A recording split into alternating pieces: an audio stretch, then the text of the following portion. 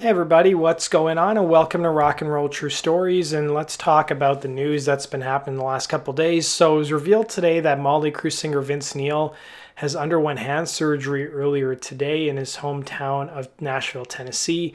So Neil shared this picture on Instagram wearing a hospital gown and a hair cap, along with the following caption: hand surgery today. So Neil's operation comes less than 2 weeks since we had the major announcement that Motley Crue is going to be tearing up their cessation of touring agreement, which they signed back in January of 2014. And we had the news of Mick Mars clarifying his comments and apologizing for the joke he made about having fans come and watch any further reunion tour for free. But they still haven't announced any actual dates or where tickets are going to go on sale or when they'll go on sale. Turning now to some Slayer news, and with this week being Slayer's final dates of their touring, at least that's what they've announced. It's going to be the last shows of their career on the road. Slayer's manager gave an interview recently to the LA Times. His name's Rick Sales, and he talked about what the future holds and whether he thinks the band would ever hit the road again. So he said they've been doing this for so long now. They just said, okay, this is enough. My analogy is Jerry Seinfeld, who had probably the biggest TV show when he went out on top. I respect the band for the decision. If they're going to do it, this is the way. When he was asked if he could imagine Slayer reuniting for another tour, Sales said, "No, I'm not sensing that at all. Let's put the touring to bed. I've got a couple ideas for future projects, but we haven't made any decisions. Right now, they're preoccupied with the end, and I imagine it's emotional, and it's emotional for me." So they're going to be playing a couple shows in LA to basically finish off their touring, and they'll be playing their final show later this week on November 30th at the Forum in Los Angeles. And speaking of Slayer's final set of shows, don't expect Dave Lombardo to make a cameo at any of their final shows. Now, Slayer have only 3 shows left on the final campaign with Ministry, Primus, and Phil Anselmo.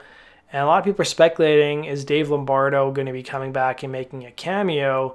But it looks like that won't be the case. So Lombardo was interviewed by Meltdown of Detroit's WRIF radio station about a new documentary that Lombardo scored called Los Ultimos Fricas, chronicling the Cuban metal band Zeus. And during the conversation, Lombardo was asked if he had any plans to attend Slayer's final show, to which he responded, "No, come on, man, no.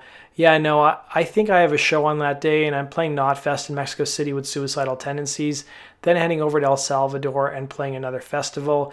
I'm on stage." So that pretty much does it for today's news. I want to let you guys know that going forward, I'm going to probably have to change the format of my true stories because I'm getting all these stupid, bogus claims on my videos from these multimedia, conglomerates who basically just come and they'll just be like, "Hey, your video got 300,000 views. We own it now and we make all the revenue off of it." And you can't contest any of it. You can't claim any of it. And for someone whose channel is growing and my costs are rising because I've got outside help now helping me edit some of the videos, it's really difficult. So I think the best solution for me to go forward is just to have still images in my videos with like a moving background of some sort.